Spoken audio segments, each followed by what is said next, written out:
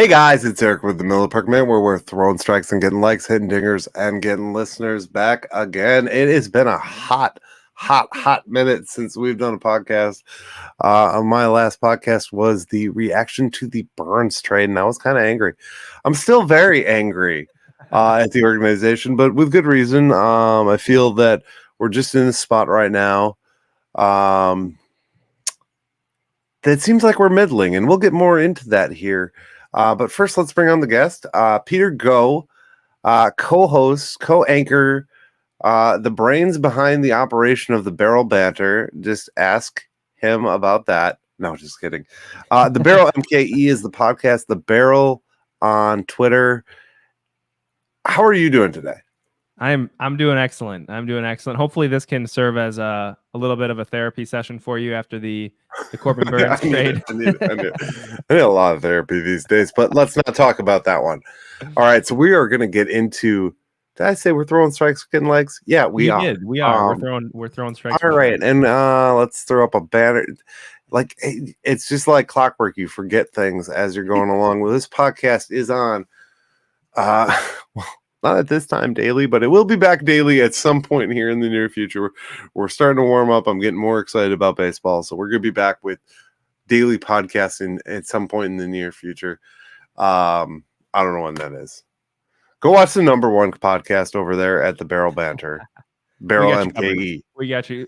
Eric did it all last season. I feel like he deserves an award for that. I don't know how he does that, and if any of you are podcasters to do that as a solo guy, Eric and I were talking before the show about how David's the glue that holds our podcast together, which I don't think is a surprise to any of our listeners. But it's I always tell Eric it's big kudos to him to be able to do this on his own and do it so consistently. So it was 280 some odd days before out of the 365, I think, that I did a podcast episode last year.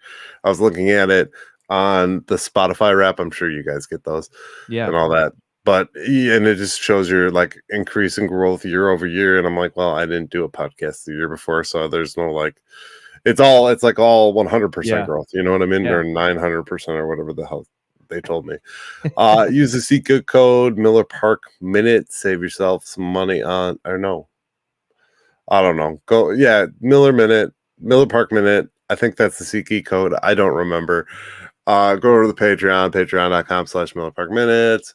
We are on every platform: Spotify, Google, Amazon, Castbox. I don't know. Some of these are probably gone by now. I haven't updated. Oh, well. MillerParkMinute.com is still a website. The Facebook group, wherever. You can find us anywhere, just the same as you can find our good friends over at The Barrel. So let's break into this, do a little therapy session, a little understanding session.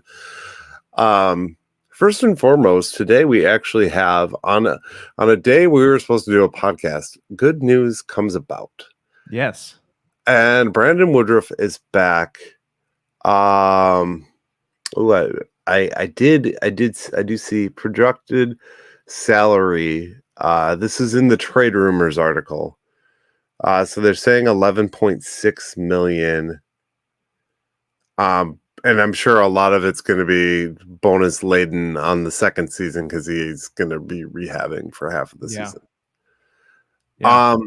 One of the things I would say about this is I was truly shocked that this wasn't done before the non-tender deadline date, because it just seemed like the most logical progression of the move. And this is where some of my anger with the team started, because they just non-tendered him. And maybe it was to eventually work this deal, but it just seemed very weird at the time.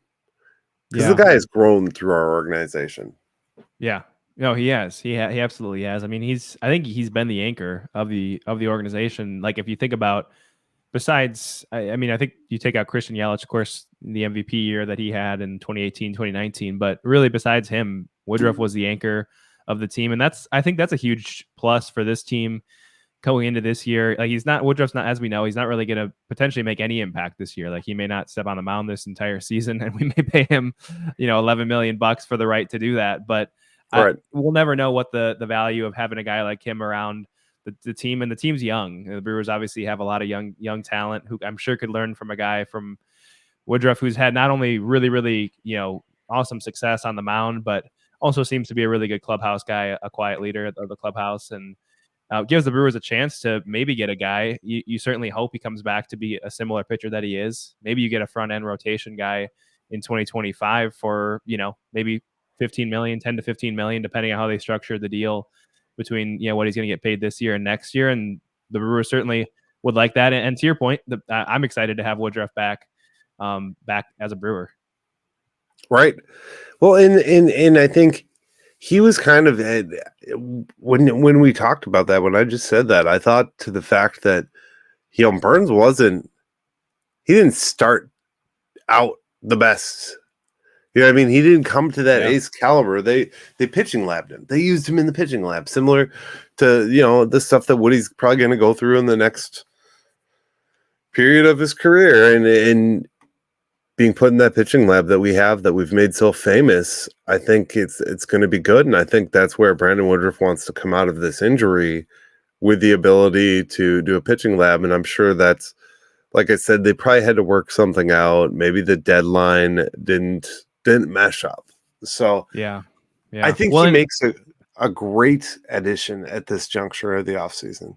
Yeah, I agree. And I think if you speculate why the deal might not have happened before, I think that it could have been the Brewers. It could have been the Brewers waiting to see what they decided to do with Burns and wondering if they had, I know we can always debate about the merits of the Brewers' financial ability to pay, but I think they could have been waiting to see what they were going to do with Burns and if they had the cash to pay Woodruff. But I also wouldn't be surprised if Woodruff wanted to see what was out there too, and they might have just mutually said, "Hey, let's stay in touch. We might end up getting a deal done after." But I know the Brewers had looked at making a trade before the deadline and wanted to give him the right to go out and look at options. And maybe the options Woodruff got wasn't as good as he was hoping. And so the deal with the Brewers made sense, but it is a little strange to have him leave and then come back. But I think it'll mostly be like, it'll be like he never left. Right. And that's the good part. The good part at the end of the day is it kind of was like, okay, he didn't even really miss spring training because he wasn't going to train anyways. So it's really like he's just back in the organization and no bump in the road there. I'm sure he's got to do his rehab, and he's probably working with Timmy, and I don't know if you know that, but he's good buddies with Dillard. Yeah, I know. I knew Dillard went to go see him pitch in Appleton when Woodruff was rehabbing, and we ran into Dillard in Appleton as well. So yeah, I know he's. And I think did they overlap at all in the organization? Maybe they overlapped a little bit. I don't recall. A little bit, yeah, slight. Yeah, because I think he was down right before like his 15th season of minor league ball was in Milwaukee, and then of course he went to Texas. So yeah, they did intersect there for a minute, and everybody kind of just knows Tim because Tim just hangs around, He's great that way, though. I mean, like you can't fault the guy because he's here. Yep, he's a baseball guy through and through. So I think this leads us into a discussion. Okay, we've had some ads, we've made some additions, and I haven't really talked in good consistency. I guess I've talked a little bit moves prior to the break that I had here, but we've made some ads, and prior to Brandon Woodruff, we had I don't want to even talk about that. I guess we can talk about that. Gary Sanchez was the most recent. I didn't want to talk about it because there's really no defined answer. Because as far as everything I've seen at this juncture, now this is Monday the 19th, pitchers and catchers have reported, and I was looking on Instagram, I believe Sophia posted a picture of all the catchers, and I didn't see him. Yeah, no, that's what I've heard. Reportedly, he still is nowhere to be seen, and the deal is still not official, so nobody seems to really know. I haven't heard of any rumors about what could be going on, whether it's a pending physical or something else that came up. But Yeah, I think it's an interesting. It was I mean, it's the whole offseason really has been pretty surprising, right? I mean, the Burns trade you knew was a possibility, but then to wait this long and then to do it, the Woodruff went down, and then Hoskins signing was a big surprise. But then I thought this Gary Sanchez signing, like, this is not very Brewers-esque to sign a guy like Sanchez. I think it could work well, but he doesn't have a clearly defined role either. Whether he's going to be, I mean, certainly the joke's going around that he'll be the next, Brewers defensive catching project. Their biggest, right. That's obviously the joke, but probably fits more in at the DH role, especially knowing you got Contreras and Caro knocking on the door. So, right. But he definitely deepens the Brewers bench, and it's nice to have a power bat off the bench every once in a while. I always call it the Russell Branyan guy on the bench when you need right, when you need a home back run, in the day. Exactly. That's a throwback. I like that.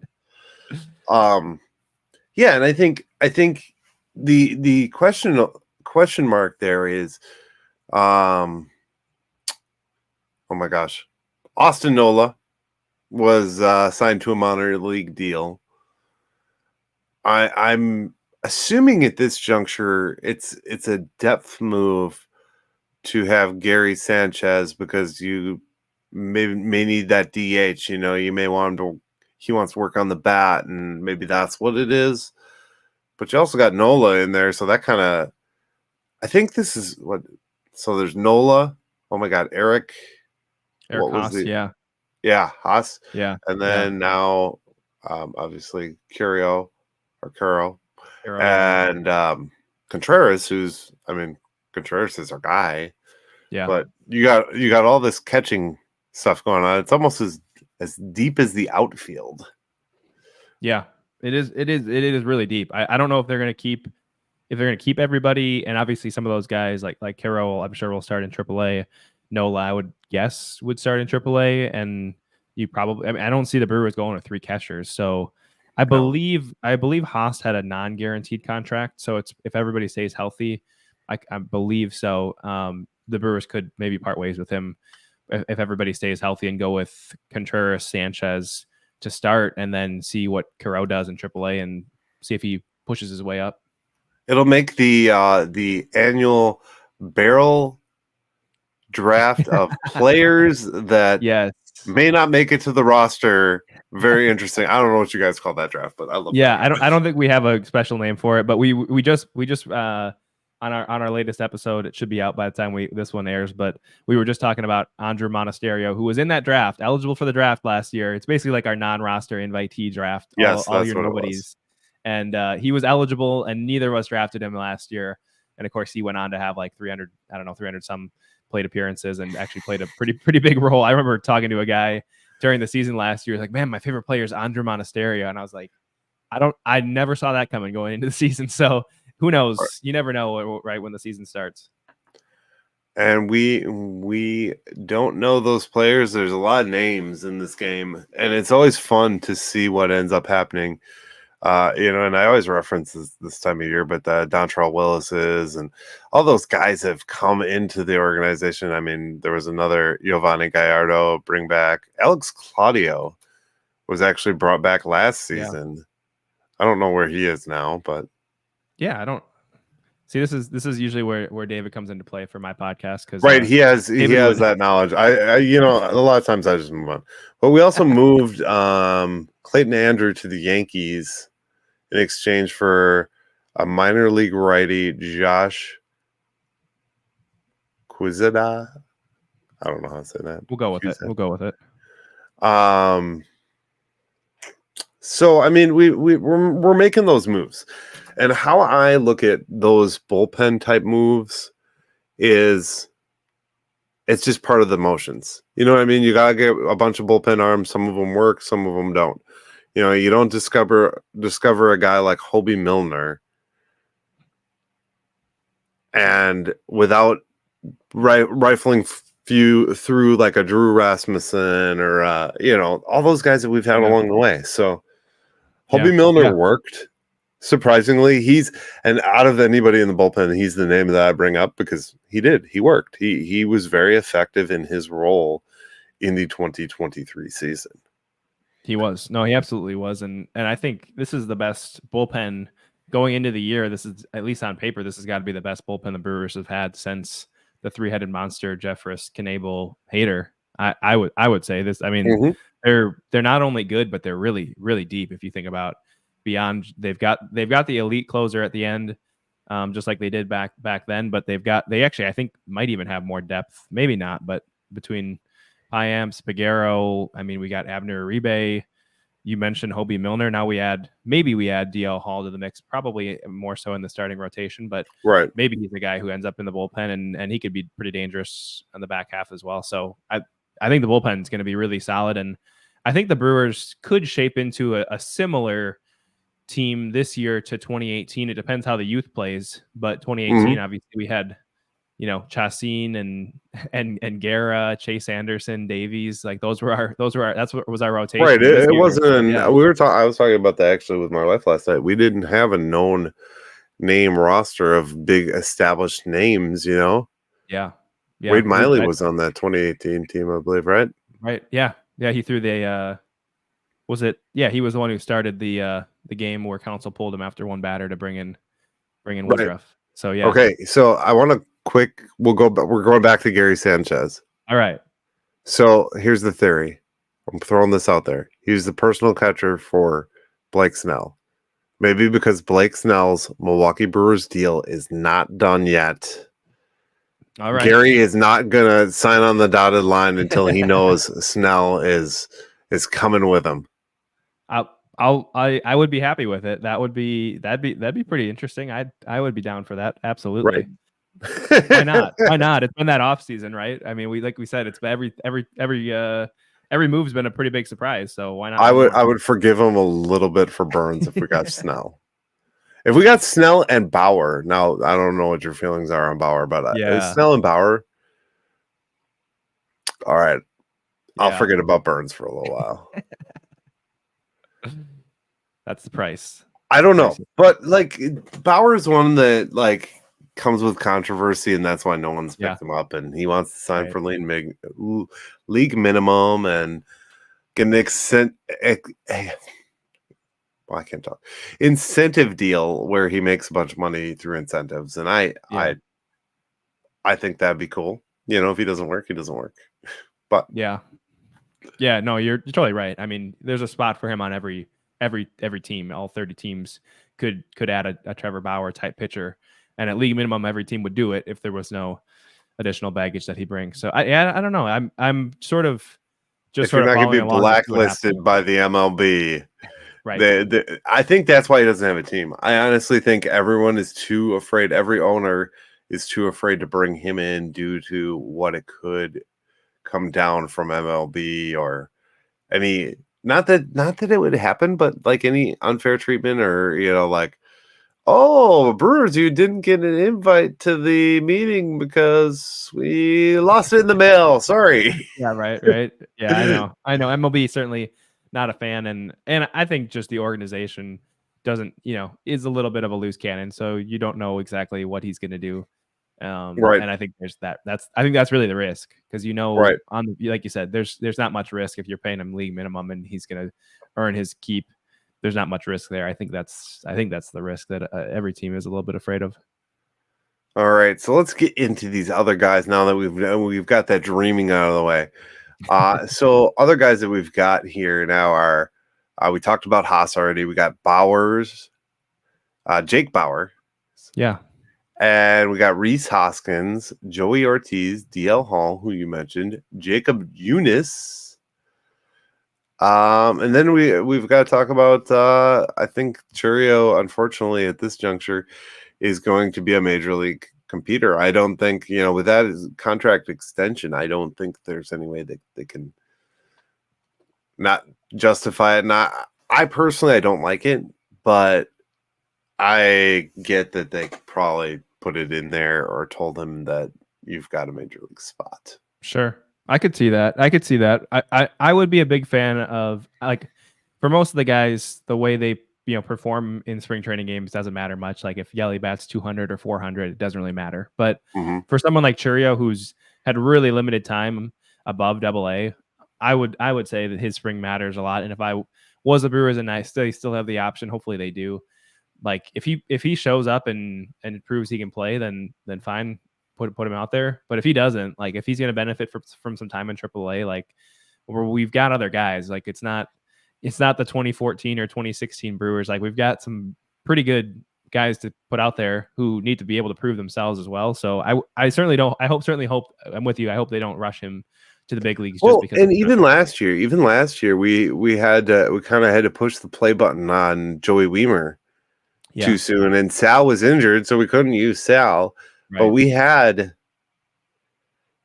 a bunch of other guys that could have been outfielders that just so many injuries happened that nothing worked. Right. And I think you have to save yourself from those scenarios at certain times. Yeah. I mean, depth is the key, and we've proven that year after year. I think last year there was some 60-odd moves back and forth. And I think that's going to be the story again. I think that's where the Brewers and teams like the Rays, really make their money. That's how they do it, Yeah. Well, did you see the video of Sal Frelick fielding a ground ball over at third base in spring training? Yeah. I mean, what'd you think? What'd you think he looked in the video you saw? So I have to say, I think that it's always good to have players. I think he could make that transition. I think he proved to us last year that he's a good player of the game. Yeah. Right. Could he make that transition? I mean, we saw Ryan Braun go from being an infielder to an outfielder, and look where Ryan Braun's career went to. You know what I mean? So can it work? I mean, Yount. Same thing. Close enough. Right. They were on the same team. Come on, 82 Brewers. Yeah. Same player. Yeah. Right. Yeah. we saw Mookie Betts do it. He went from outfield. I think outfield to infield is definitely harder to do. So right. I think we'll see whether he can do it. But certainly athletically, like he's Sal's super athletic. We saw him in the outfield last year. And even I thought the video of him, he's super athletic. It'll just be, I think, more interesting to see the hands and the footwork in the infield if he can stick around. When a guy comes in and wants to play and puts the effort into wanting to play, I think you want to keep that guy. Yeah. There was rumor with him with the Padres. I believe that popped up sometime last week that the Padres are really interested in him. And it's like, good, let's keep that rolling. Like, you don't need to move any of those guys at this moment. Unless there's an emergency rush need, you don't need to move Weimer. Obviously, Chirio's not going anywhere. But, yeah, Mitchell, you don't need to move any of those guys at this moment. There's no push the button. You can let them build a little more value before you trade them, unless they're giving away stacks on stacks for them. You know what I mean? Yeah. Yeah. Who do you think in the outfield makes the opening day roster? I think the opening day roster, I think you're gonna have Christian Yelich DHing. I think you're gonna have Weimer, Frelick, and Mitchell is right now, and that was my early prediction. I don't think Jackson should make it, I guess, is where I'm going with that. I think hold them down for, even if it's like an early April call up to start that clock. You know what I mean? And then, you look at your infield and you're like, well, that's pretty wide open at this point, even with these new ads. Now we got this Ortiz cat. I think that the Ortiz edition makes it better for the, oh my gosh, Jacob. Not Mesra. No, what's our Tyler Black? Tyler Black. Sorry, I was just reading about Jacob Mizraski, who is another interesting. We've got these young players that are very interesting, and I've told you this before. I'm not so hot to trot, and I'm not the guy who is going to go out and buy a Jackson Chourio 11 jersey because they're selling them at Miller Park, because the guy hasn't proved a damn thing to me. Just like the same with Arcia. Arcia was told to be this wonderful, amazing thing. Yeah. And he had some great moments as a Brewer. I'm not taking anything away from Yeah. Orlando Arcia, but he's been better in the Braves organization than he ever got to here. Yep. All-star, yeah. And we don't develop hitters. We don't. I hope we can change it. I really do. Yeah, we're gonna have to, right? We get that's the future depends on it in terms of developing the outfield, and like you said, Tyler Black and Joey Ortiz and even Turang is in the mix too. Right. Oh, Turang. I like Turang. What do you think about the starting rotation at this juncture? What It's names thin. do you see slotting Yeah. where? Yeah. I mean, I obviously you got Freddie getting the opening day ball. He's going to start, obviously. Wade Miley. I mean, I think it's a little over optimistic to say he's going to have the year like he had last year, because I mean he was really good last year, and he relatively like he stayed pretty healthy for his standards. He stayed really healthy, so you can't expect to have the same output from him. Similar, Colin Ray, he wasn't as good as Miley, but I don't think you expect him to be as good as he was. I mean, I think he pitched like a 4 or 5 starter last year, and I think he's really more of like a 6 or 7, like a fringe, a guy you go to when somebody's hurt. So it's really thin. The one trade that bothered me, I mean, there was probably there was a lot of questionable things, but to me, the Adrian Hauser trade or Tyrone Taylor trade, however you want to call it, that one I was really not a big fan of, because I thought Hauser was absolutely the guy that we like. If there was a year we needed him, it was this year. Like if we could have a guy who we knew going into the year was probably going to get us 150 innings at an ERA around in the 4s, like this is the year we needed that guy, and he wasn't that expensive. I think it was going to be like $5 million to get him this year again, and so that one really was a head scratcher to me, because now you've got to rely on Joe Ross, who's a question mark, Robert Gasser, who pitched pretty well in AAA, but you don't know, he's a rookie. Aaron Ashby, who's also coming back off of major shoulder surgery, and he hasn't really proven himself in the big leagues, especially as a starter.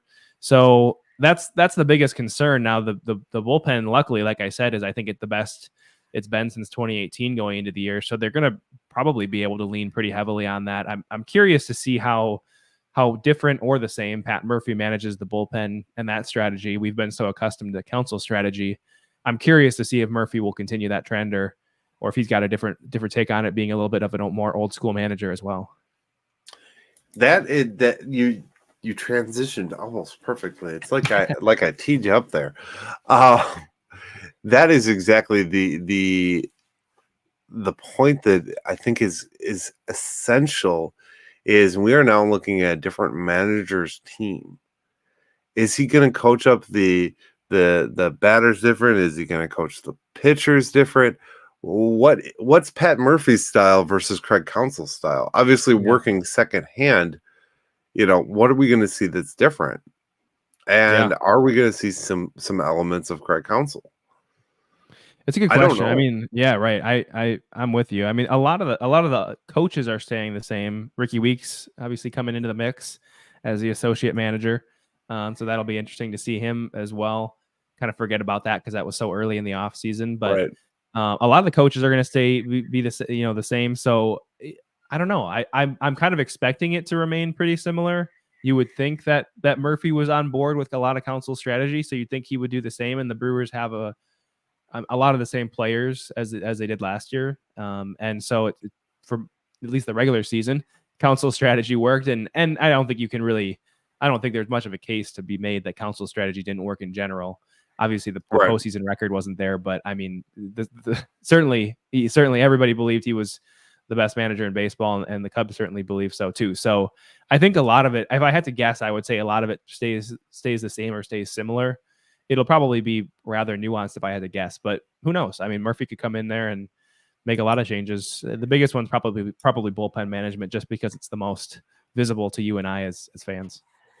Well, and I think we talked before we came on air a little bit in brief about this. It depends on the direction from the organization. I think one of the things that we look at here when we talk about this team is it feels like we've had a pretty consistent, I would say prior to the Hader trade, we've had a pretty consistent system of how things were going. It seemed like we were on a page to compete, to bring in different guys, to work with our youth and use what we have. And then it kind of got shifted a little bit. And that's not necessarily a Pat Murphy thing. I think that was, or a Craig Counsell thing. I think that's just the system of ownership. And of course, there's going to be some change from David Stearns to, Arnold and that kind of thing. But I would love to see some more consistency with those types of decisions. I said to you before we started this podcast, you go out and you sign Rhys Hoskins and spend a good bit of money on Rhys Hoskins when you could have spent money on a cheaper Carlos Santana, who signed like a $6 million deal. And then you go out and trade your ace. So how do you feel the Brewers are doing, or what the Brewers are doing with the positions of acquiring talent, filling the holes? Where do you think we are? Is this rebuild? It's very not traditional if it is. Yeah. I mean, like you said, we were talking before. I think we've gotten really accustomed to either we're going into the season to win the division, or we're going in to rebuild and get a good draft pick and develop players. And it's been a long time since the Brewers were in that role. Probably 2017 would have been the last year they were really in that rebuilding phase. But there's certainly no question about it. They're not in the rebuilding phase right now, but they're also not all in, or else you don't trade, the former Cy Young in Corbin Burns, and you don't make some of the moves the Brewers made. So it's hard to be in the middle, and it's weird. I think Fangraphs hasn't projected to go 500 this year or thereabouts. Like, I could see, we talked about this on, I think 2 episodes ago. Like, we could see a situation where this Brewers team might squeak out 90 wins. And I could also see a scenario where they win 76, 77. Like, you just, so much of it, I think, is riding on what you get from the young guys, that I think what the Brewers are trying to do is set them up in a spot where, I think most importantly, those guys get a chance to play and develop. And then they put them in a spot where, if those guys, play well, even play decently in a weak NL Central, they should be still in the playoff race, hopefully into September. I would imagine. I think, unless it's a bad year for the youth. So I think they're trying to keep themselves in the mix, which is, I think, a little bit frustrating as a fan. Maybe we've given them a little too much slack, just the way going into the offseason, knowing that Burns was probably going to get traded. Like, the Brewers, I don't think, got too much backlash, just because we all kind of expected it. At least I did.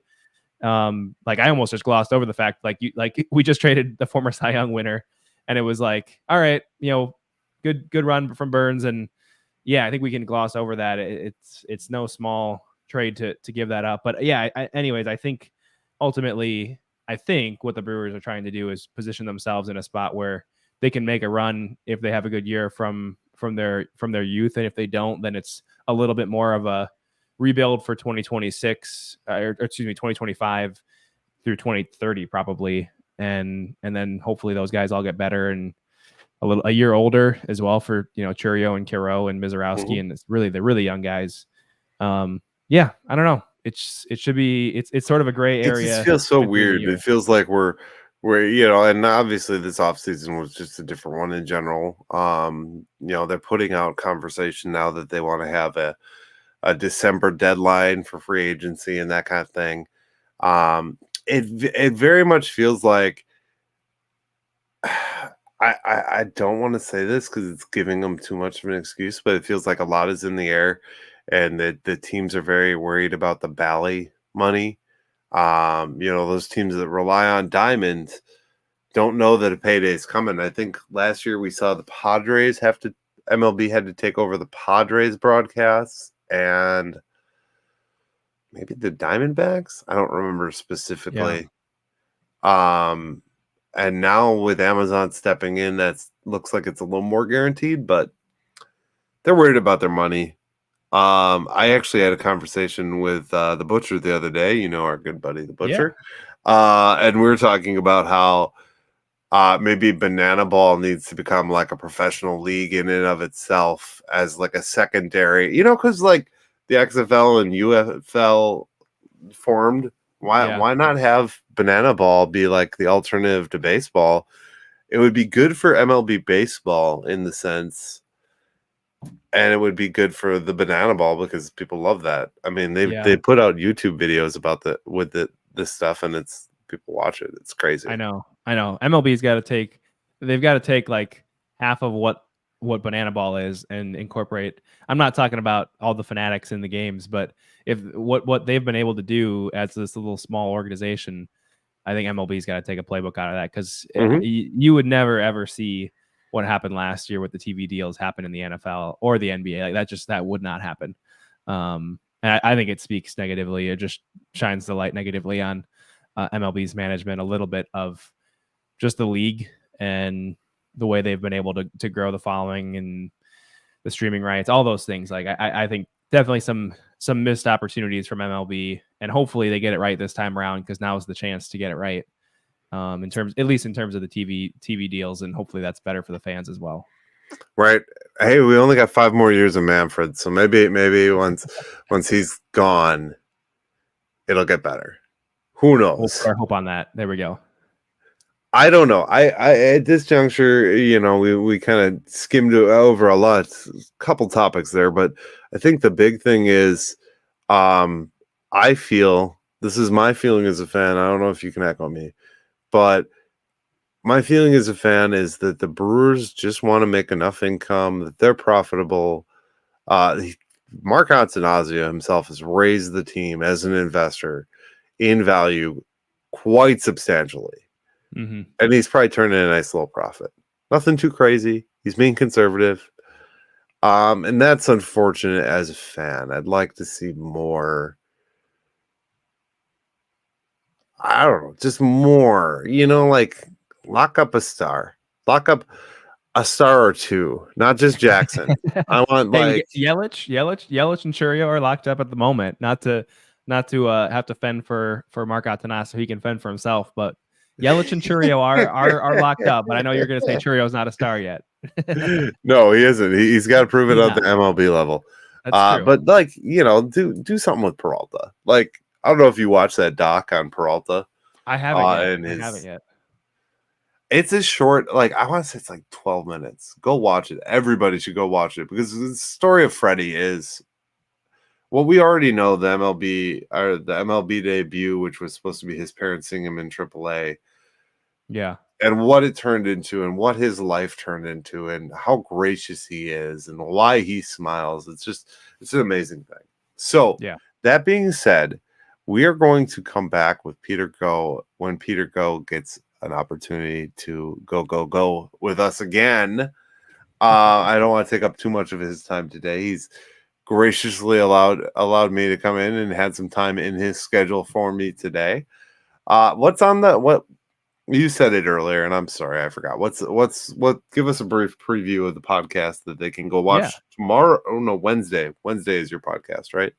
Yeah, so a lot of times it's Monday. This one was a little bit of a unique one with the holidays and such, but typically Mondays we've got our infield preview that'll be coming out shortly.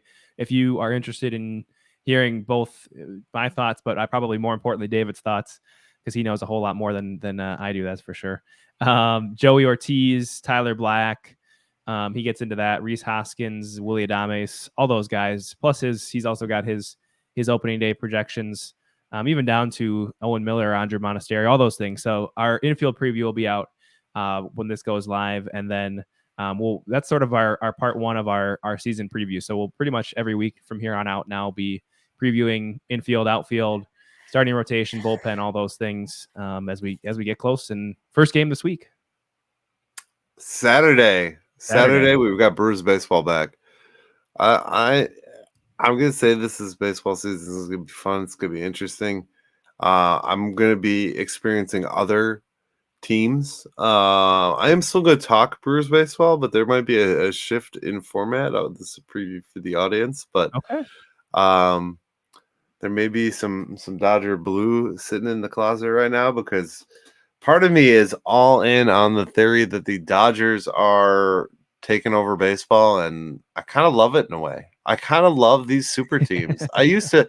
So just to give you a backstory on why I like this is because back when the Yankees had this massive team with Pettit and Roger Clemens and Dieter, and I mean, it was just such a fun game to watch. And I think we want to watch the stars shine the brightest. Just like, I'm sorry, free Mike Trout. I will say that until I'm blue in the face. Free Mike Trout. Bring him to Philly. Let him play with Bryce. But I think that just adds a dynamic to the game to watch a super team. Other sports do it. I think it's okay for baseball to do it. I'm not going to excuse it to why the Brewers are bad because the Dodgers are allowed to defer $700 billion. You know what I mean? Yeah, right. Exactly. I'm just going to enjoy it and watch it. So yeah, fair enough. And I think the Brewers, if it's not this year, like this is going to be. I mean, it's been a fun last 6-7 years of Brewer baseball, but I could see the next 6 years being more fun. I really could with the guys we got coming up in Churio and maybe Woodruff back. Who knows for the long term? That'd be awesome. But I think it's gonna be fun. 2019. What was that? I said they could be the Nats of 2019. There we go. Yeah, they could do it from the victory over us of the wild card all the way to the World Series. Why not? Wouldn't that be crazy? That works for me. It works for me. Even if it's next year, but I'll take it this year if it's an option. It's on the table. I think we, as fans of a team, are always greedy and say we want it this year. Of course. Or in the next 5 years. Let's just stop celebrating 1982. That's another thing I'm going to get on the bandwagon of. I'm on with stop celebrating 1982. We lost the World Series in 1982, guys. Yeah. Get over it. Yeah. Let's move on. Stop hyping it up. Who cares? Yeah. I think Molitor even said that once, like subtly, but he was like, I think coming from a guy who actually won a championship was kind of like, are we still, we're still doing this celebrating in second place? So yeah, I'm with you on that. They've toned it down a little bit over the last couple of years, which has been good. But yeah, that's they've no disrespect to any of those guys or that team. I think they've been well honored for their accomplishments. Right. Amen. Gorman and Gantner are not superstars. Let's move on. All right, guys, that's been it for the Mill Park Minute. Throw a like, go over and watch the Barrel Banter. The Barrel MKE is their Twitter. The Barrel MKE, right? Yep, and you got it. All right. Peter and David are always fun to have on. So go watch them, like, subscribe. Appreciate it, Eric. And there we go. See, bubble. There it is. Oh, there we go. All right. As always, go Brewers. Go Brewers.